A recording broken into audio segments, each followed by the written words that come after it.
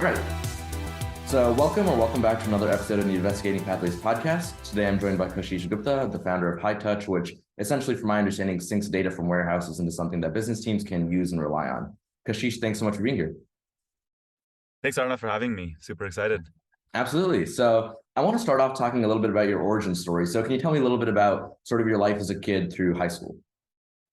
Yeah, so I was born in India, moved to the US when I was about 5 years old, and didn't really learn English until about first grade. Oh, damn. Um, Okay. and like, in fact, like I didn't actually start thinking in English like in my subconscious until about sixth grade or eighth grade. So I was pretty behind from that perspective, but math and science were always like kind of my forte. Pretty typical for an Indian kid growing up. And I grew up in Atlanta, Georgia. So I first moved around quite a bit in the US when we first moved here. My dad was an IT consultant. We finally settled in Atlanta, and then I grew up there for most of my life until college. And I feel really lucky. I feel like I had really good role models around me for possibilities. Like people never told me that you have to end up being an engineer or a doctor or a lawyer, and that those are the set paths in front of you. People told me from day one, hey, do whatever you want. And like I was pretty lucky. People said, hey, like you're pretty smart, so why don't you try to do something different? Why don't you try to aim bigger? And most of my classmates around me were aiming to be engineers or scientists, and that's truly what my passion always was. Um, Yeah. uh, but I was, yes, I guess more details to be said there on the high school journey, where I met like the first set of entrepreneurs that inspired me. But yeah, did high school in Atlanta, regular public school, but it was with a math and science focus. Went to Penn for college in Philadelphia. There I studied both business and engineering.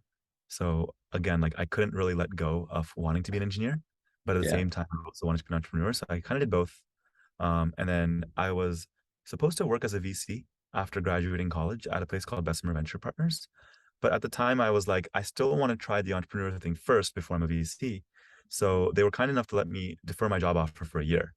And so I moved to SF without a job in hand, kept surfing for a while, Oh, and started interesting. what then became Hightouch. So that was in 2018. Fast forward 4 years, we pivoted about six businesses and eventually ended up working on what is Hightouch today. And now it's a 100-person company with over $50 million raised. Wow. Wow, that's awesome. So I want to Right now, rewind. we're not at 100 yet. We're actually only at 95, but we're going to get to 100 soon. Well, yeah, y'all are close enough. We can round. Yeah. So I want to rewind real quick. You said that you grew up in Atlanta, Georgia. You were pretty much not thinking for a while in English. I'm curious, what was that experience like for you, right? I'm assuming the Desi crowd was not huge in the area when you were growing up, or was it? What was that like? Yeah. Elementary, middle school, it was not. And there was definitely a lot of racism. Mm-hmm. My teachers definitely relied on me for computer help, which I didn't mind at the time. I thought it was There's cool. nothing new. It still happens here. Uh, Yeah. Um, so definitely like I would say the biggest thing is that like he was not on my radar. So mhm. you grow up in an immigrant family and like primarily doing like math and science, and you think like being smart is all that matters, being hardworking is all that matters. And that's actually not true. Those things are fundamentally important. They're part of your personality. But what you do for others, how you talk to others, how you like come across in a room, is actually probably like one of the number one things I've learned. And that didn't happen until a later age because I didn't know it was even a concept. And so like debate, for example, debate's something that completely changed my life Oh, I love because I debate. I'm huge into debate too. yeah, and it teaches you how to negotiate, teaches you how to present a point, how to respond to someone, how to listen to them. And there's all these like fundamental skills that you don't really realize you're learning when you do debate that like Yeah. really transformed me. And What event did and you do in debate? I did all three of the big ones. I started with policy, then Lincoln Douglas, then public forum. So I progressively got easier over the years as I got less involved. That's fair. Yeah, I went public forum to Lincoln Douglas. That's where I'm at right Okay. now. Nice. Yeah, it's dope. That's a great activity. I totally get what you mean. Changes worldview, teaches you how to engage with people. It's awesome. Yeah. Uh, Yeah, so I want to talk real quick about your time at Penn, right? So I think you built an app called Mama's Cooking as sort of your first foray into yeah. entrepreneurship, right? So can you tell me a little bit about the life cycle of that? Where did it come from? Why you decided to work on it while being there? How that sort of experience was? Yeah. So at the time, people thought it was a terrible idea. Now there's like two companies that have raised like a lot of money that are both doing the same thing. Chef being one of them, SHEF, and they're a food Mhm. delivery app for home cooked meals. So it's just like Grubhub or DoorDash, but instead of restaurants, you buy food from people in your community that are cooking meal in their like food in their homes. Hmm. And that's exactly what I was working on back in 2016. The difference is that back then, food safety regulation did not allow this. So what I was doing was basically just illegal. And that's why it didn't really work out because people did not feel comfortable buying food from non-commercial kitchens, aka people's homes. And so what changed, I think, around 2018 is that the regulation changed, and so now it is legal for people to sell food out of their homes in certain states, for example, California, which is like Yeah. chef's primary market. And so if I had worked on that like a couple of years later, I'm hopeful that it would have been more successful. But at the time, I was just really interested in like learning how to build an app for the first time, learning how to market it, and learning how to get users. And it was pretty cool to get that experience during college, even though the actual project didn't end up working out.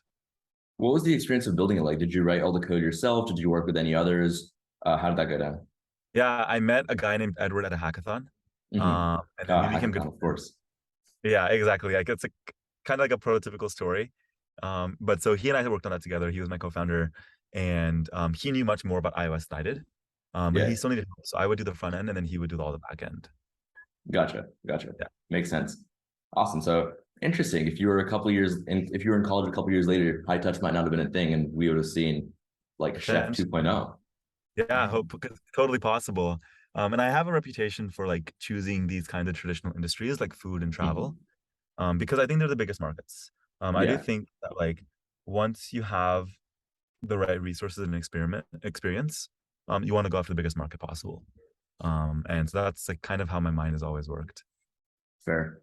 So you mentioned that you got a job offer from Bessemer Venture Partners, which is like obviously one of the bigger venture firms out there. So tell me a little bit about that experience. Did you end up working for them at all, or did you just defer your job offer for a year? How did that end up working out for you? Yeah, so I interned there the summer after my junior year. Hmm. And it was incredible. I learned so much during those 3 months, like way more than I've ever learned before.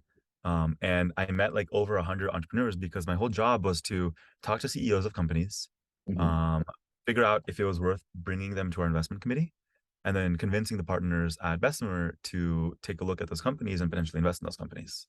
Yeah. So I was talking to the smartest people in the industries, and the cool thing about that internship is they would not tell me which vertical or space to focus on. They said, "You choose a thesis.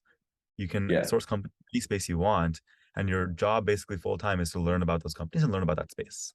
So I was basically paid full time to like learn, and build good mental models for what good companies look like. So incredible internship. Had a really great experience there, but I knew that I was doing myself a disservice by not scratching like the entrepreneurial itch, and that I would Yeah. regret it at the point if I never tried. So that's the reason I asked them to defer, and that's the reason why ultimately like I'm glad what like the path that I took because Yeah. even though our startup didn't work out for quite a while, like everything that we've learned along the way has made us better founders. That's fair. So now I think that provides a good segue into talking about high touch, right? Which obviously you were in venture capital and then you decided, I'm going to not have this pretty stable job in like a solid Yeah. industry, right? Venture capital, which gives you access to pretty much everything across the board, right? And you decided to go move to SF, you said, and couch surf, right? So what got you to take the plunge? What was that experience like for you? Not just for yourself, for the people around you. What was that like? Yeah, a lot of people tried to convince me not to do this I can because they said, imagine. yeah, people were pretty worried that I would end up like broke and jobless, which is sort of what happened, but it turned into something really good, right? So the experience was hard in that I didn't have a lot of savings. So I had like $5,000 left over from the internship. Oh, wow. And so those were the savings I was living off of. I moved into like a co-living space in SF and convinced them to let me rent the living room for $600 a month.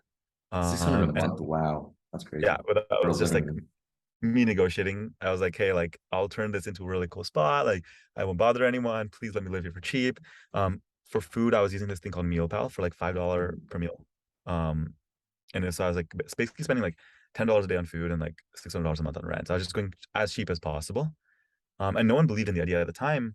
We were working on this thing called Carry Travel, which was an AI travel assistant. It would book all of your travel over instant messaging like Slack or SMS. Yeah.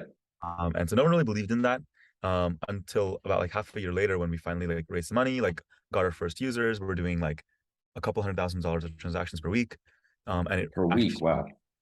yeah, and which in travel, that's like not a crazy amount. Like each Hmm. transaction like $2,000, but it Yeah. was still cool. It was like, now this is actually working, right? Yeah. Proof of Um, concept. uh, Sorry? It proves the concept, right? Exactly. Yeah. And you can't really make a lot of money on that because even if you do a lot of travel volume, the margins are like 2%. Yeah. Uh, but so that was like my first like business that started working. Um, Around that time, like basically like I started that in October of 2018. Around May of 2019 is when I convinced Tejas, my co-founder, to join me. And we got into YC and we raised our pre-seed. And so then things really started working. Um, Fast forward So how'd the 2020, whole travel to data activation thing yeah. happen? So 2020, we were like, it's really difficult to make money here. Let's try to find a pivot. Was And 2020 because like COVID, you realized travel wasn't going to work out, or just like uh, generally realizing it's just margins are too tight and that sort of stuff? yeah, you totally called it. I mean, we were ready to pivot out of it and we were looking for ideas. Then COVID happened and it was just like obvious. It's like Oh, now okay. we can't be a travel company for the next 2 years because it doesn't make Yeah. any sense. So then we hard pivoted and then fully went into customer success. Um, for another 6 months or so, we're pivoting around customer success and customer data and got feedback from like tons of companies on their data problems and eventually landed on the idea for Hightouch.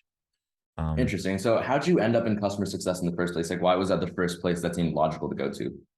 it's because like we were a Slack business, like a Hmm. business based on like Slack as a platform, Yeah, and we thought we saw a gap in customer success being done over Slack. So we that's were fair. trying to figure out how to make like customer success teams use Slack as a way to enable their customers. Hmm. But that was short-lived. That was actually not that great of a business idea relatively. We then built a customer dashboard to see all your data on your customers. Then we built a dashboard based on the data warehouse, and that's when we really learned about like, here's all the values the data warehouse provides.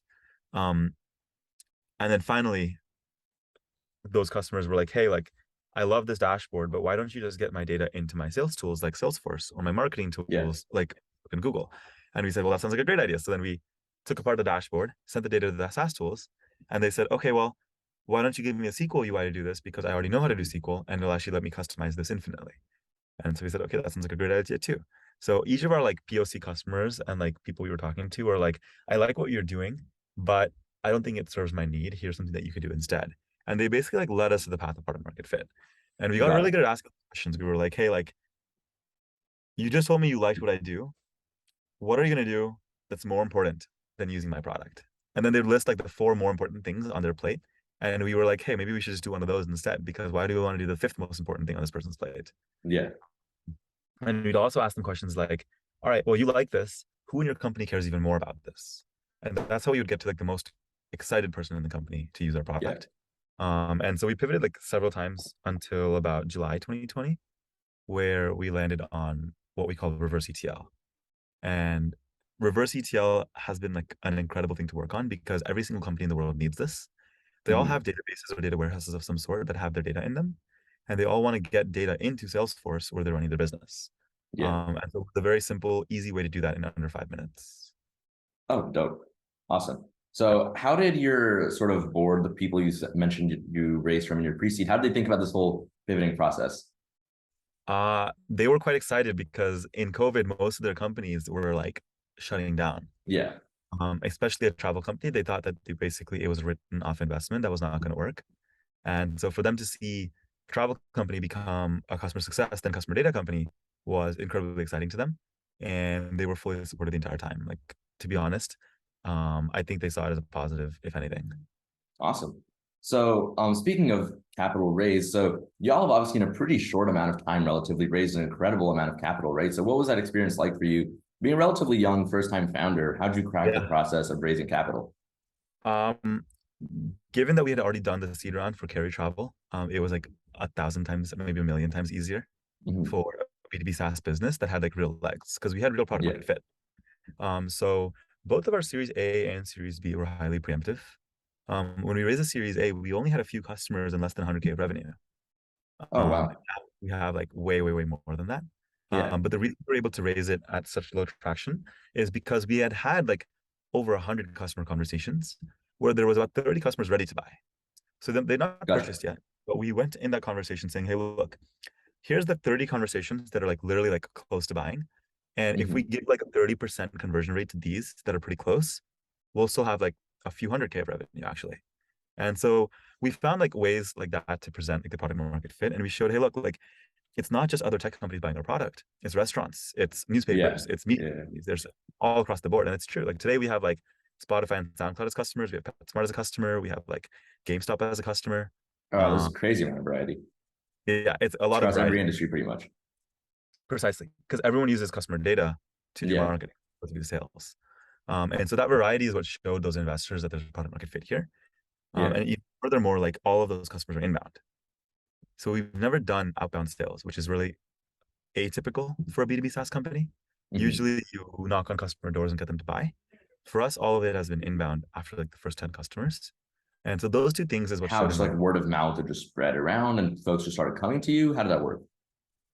um through community marketing and content. Oh, So wow. we coined this term called reverse ETL, which did not exist before. Um, Hmm. Tons of people in the data space were doing this thing called ETL, which is getting data into data warehouses. And Yeah. so And we so were you're getting it out, right? exactly, and that's why it's called reverse ETL. It's like a made up thing. There's no such thing as reverse ETL. It's all just ETL on the end of the day. But we made Yeah. this new thing called reverse ETL, which gave people a way to talk about it. And so Gotcha. anytime someone's doing the thing that we're doing, which a lot of people are just in house, they'd say, "Yeah, I'm doing reverse ETL," and then Oh, so that others made it sticky. exactly. So Gotcha. that's Gotcha. what made a lot of the inbound happen in the early days.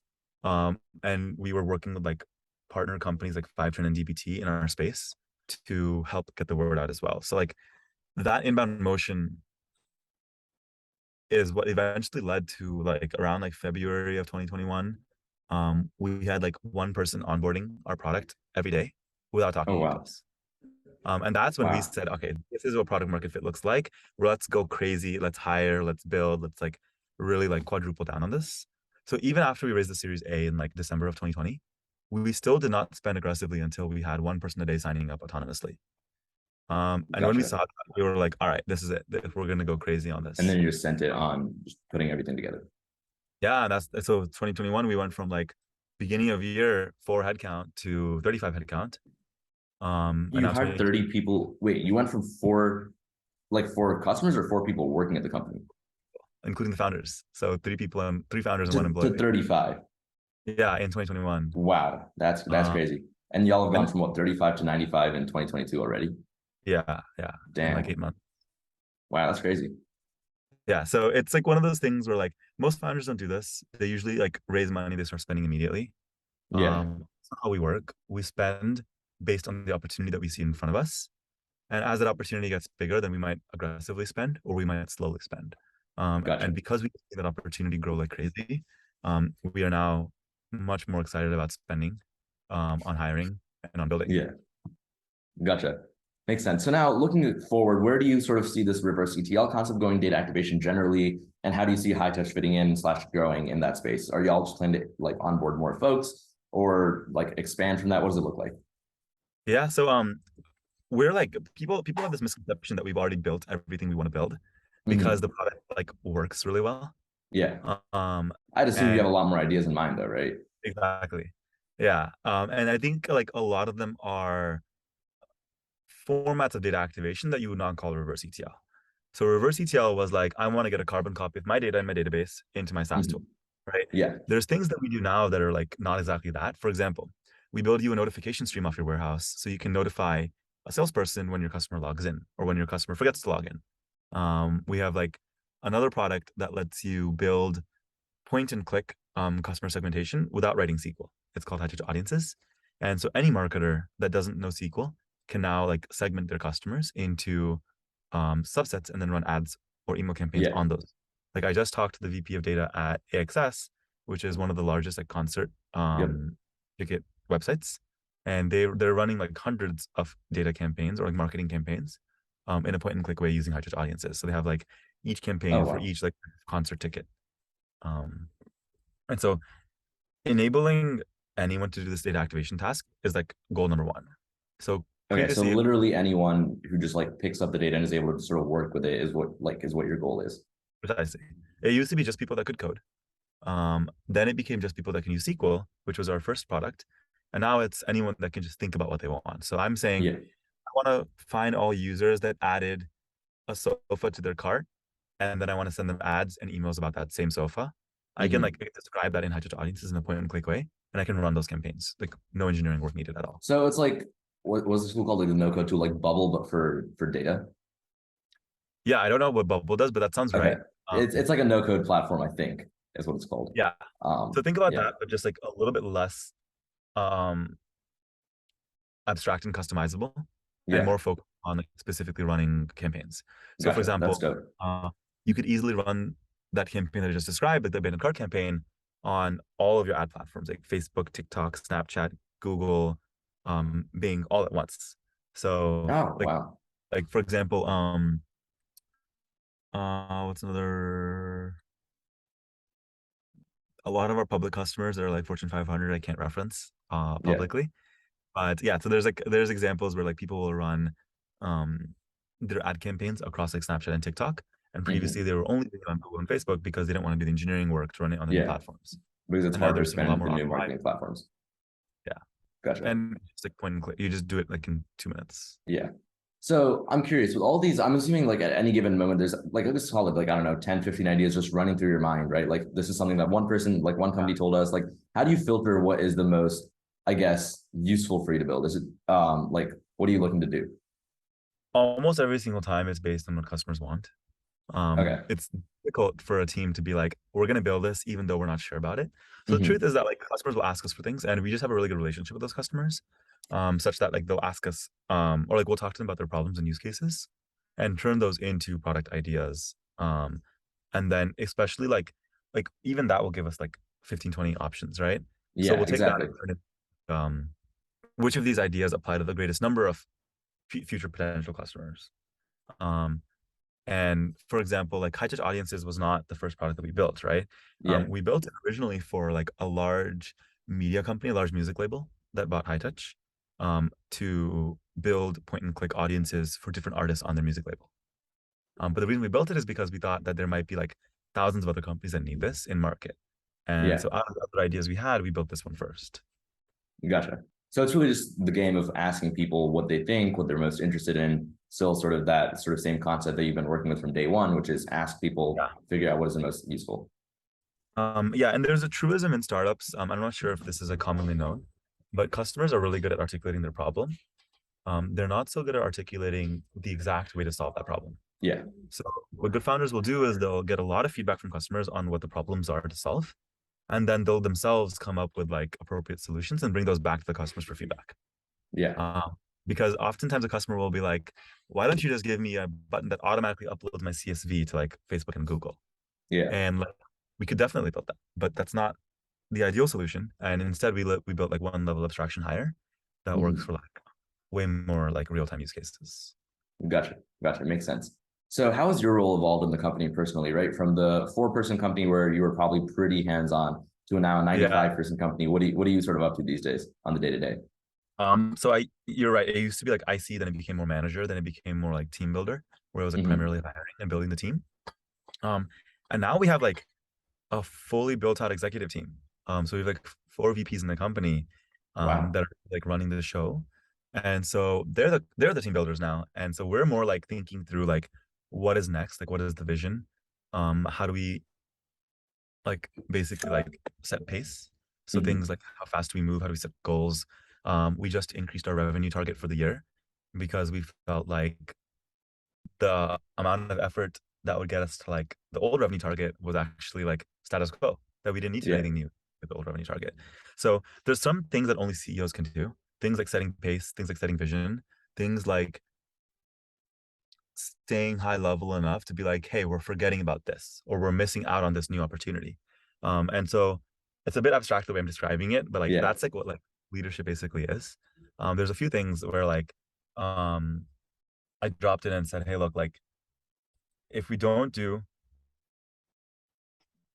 this task, like for example, building out like new features and high touch audiences, um, our competitors will catch up to us. And that's like mentioning that is a bit tough because everyone's like, oh fuck, like or like are we like gonna like lose to our competitor? Yeah. But like actually like giving people that visibility and clarity into like, hey, we should work on this, empowers them to work on the most important thing.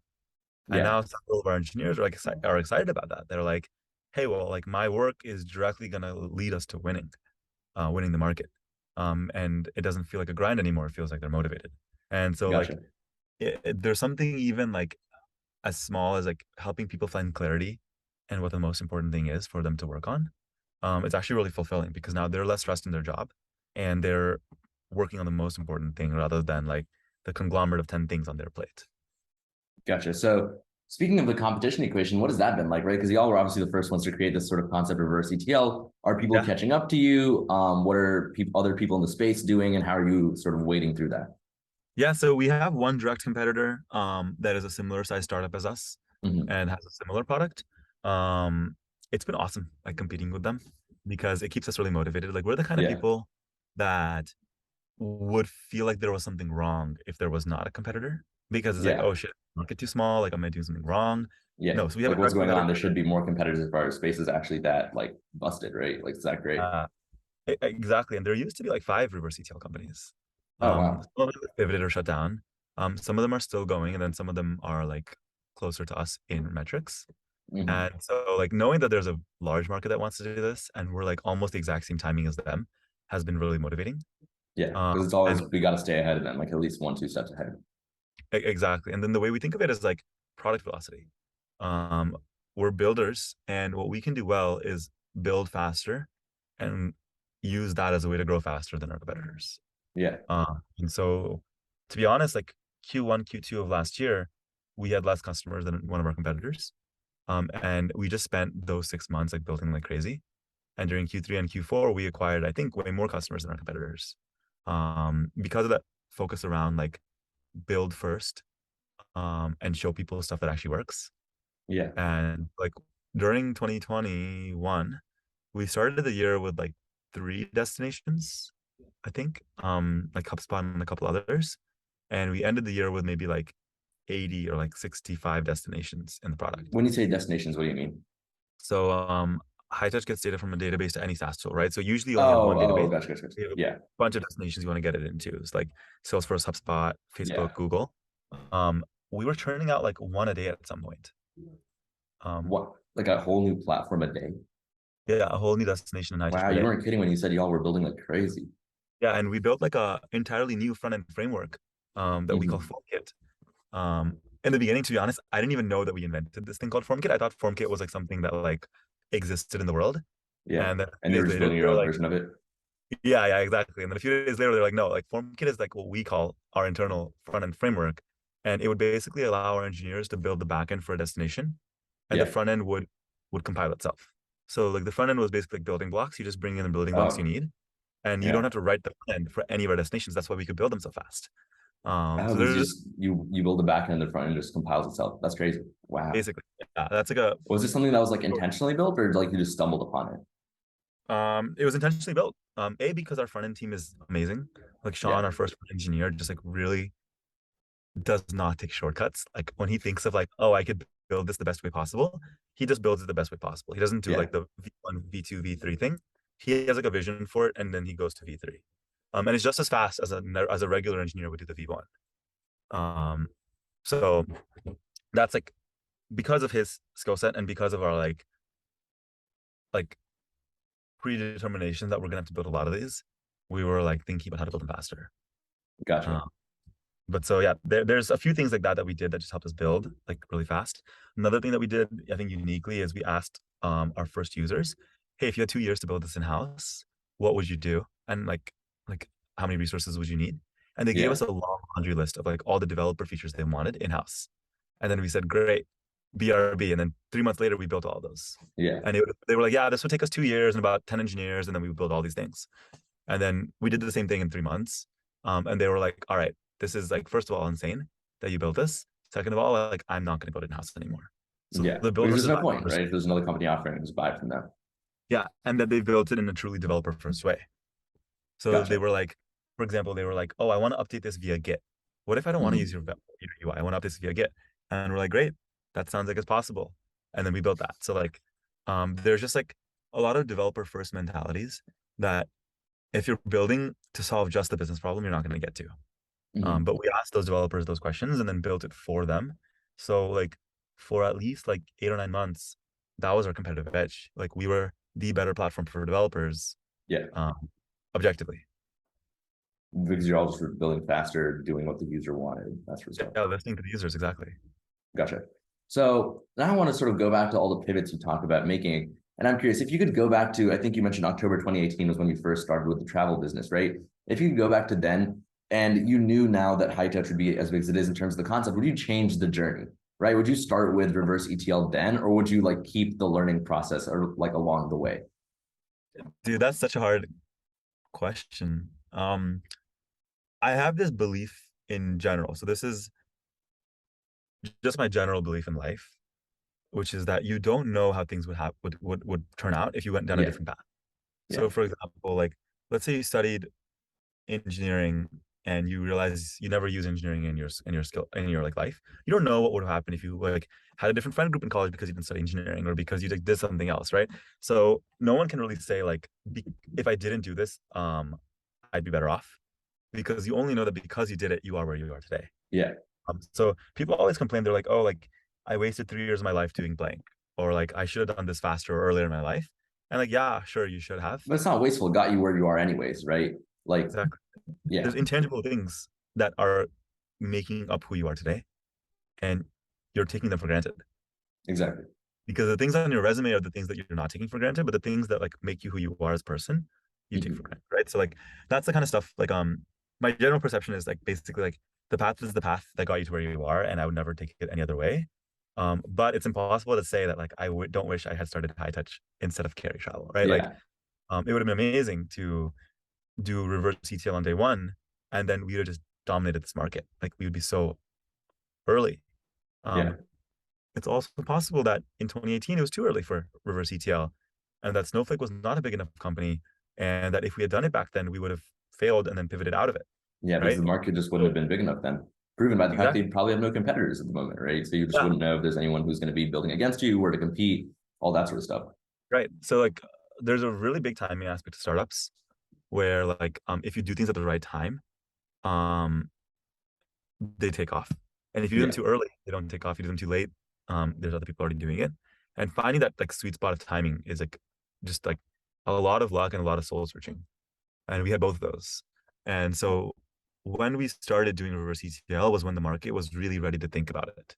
Mhm. Um, a year earlier, they were still busy buying data warehouses for the first time and setting them up for the first time. Yeah. So they just didn't know So what was going on with reverse ETL if you showed up 2 years before that, and they're just like, "What are yeah. y'all doing? This is just stuff that doesn't make sense to us." So at the end of the day, there's no good answer to this question because we don't know. But Yeah, that's fair. Cool. So last thing I wanted to ask you is, if there's one thing you knew when you first started the company, right? I know this sort of might go back against your philosophy, but there's just one sort of lesson that you've learned over the past 4 years that you could have applied back then when you first started. What would that be? um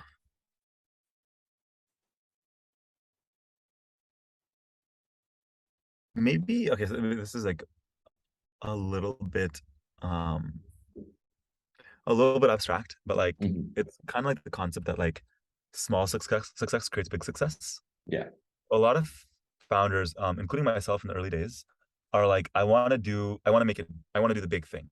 Like I want to get 100 customers, or I want to figure out how to do like this huge vision, right? And they try to march towards that. Um, Instead, if you can find a way to be like minimally successful, you can yeah, compound that over and over. And you'd much rather be minimally successful for like each month and compound that month over month than just keep charging towards something big that you never get to. yeah, And so that's abstract way to say like, get your first 5 customers, let them teach you how to get your next 50 customers, let them teach you how to get your next 500. yeah. And same goes with product, right? Everyone's So always like, don't try to go from 0 to 500, go from 0 to 5, 250, to 500, because each right. of those is going to give you something you learn along the way. Yeah, and don't even believe that what you're working on can even get you to 500. Yeah, Most people have a lot of attachment to what they're working on. And they're like, this is what's going to get me to the 500 users. And that's probably not true. Almost everyone that starts a company pivots in some way or another, whether it's like a small change, like a UX change, or whether it's a big change, like a complete pivot. yeah, If you open mind to like, well, my first 10 users are telling me that they actually bought my product for a different reason than I thought. Maybe I should build more on that stuff. Then you're like probably going to get the next 50 users, and then you'll learn again and you'll get the next 500. So like It's a little bit of a no ego thing. Like don't have ego or like attachment to what you're working on. But Yeah. it's also about like find small ways to be successful, let those compound, and like don't be so stressed about like I don't know what happens next. Because a lot of people are like, Valid. I do this first, then I'll do my second act and my third act and my fourth act. And if they contract out how the four acts get them to like a big company, then they take the first step. That's Mhm. pretty wrong because you may not always figure out how the first step gets you to step number two or three. Um, and as a result, you'll do nothing. You'll just like be Yeah. paralyzed. You'll keep thinking. So it's actually far better to take the first step, get the first few users, and then pivot after, or like then like do more things after. Um, so it's a long way to say get started and just try. And then anything that sort of works can like really work in the future. Yeah. That's dope. Yeah. So I think thanks for answering that. I think that brings us to a nice closing point with some, intellectual advice. So this was dope. Thanks so much for coming on the podcast. I had a great time. Learned a ton. Of course, yeah. Thanks for having Yeah. me. All right. Absolutely. Thanks so much. Yeah.